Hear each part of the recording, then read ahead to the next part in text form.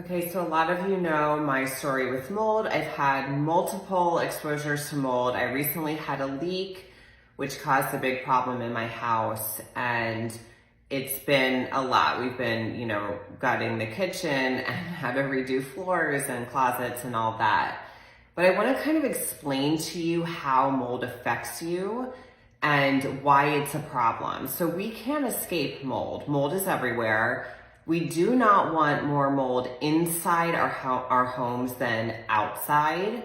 The problem with that is when mold is inside, there's no UV light to kill the mold spores like there is outside. So with mold, when mold gets inside and it finds a nice, cozy, damp place to live, all you really need is a little humidity and some food, which like drywall is great food for mold.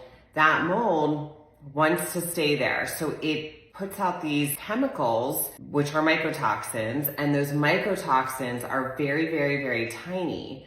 And they can get not only into our lungs, but into our body and into circulation and cause a whole slew of symptoms. Many of you have taken my mold quiz. If you have not, you should, because you'll be surprised how many symptoms mold can cause.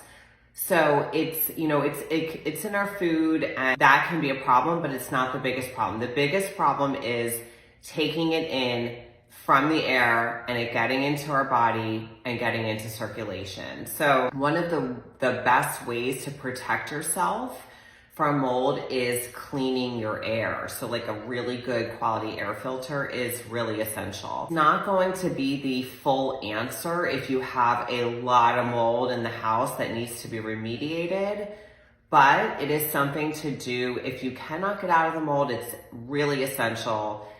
But every house has some mold. So in my opinion, every house should have cleaner air, like the cleanest air possible. To get that clean air, you do need a good air filter. So I just wanted to explain to you how mold even affects us, because a lot of people really don't know. So I hope this helps.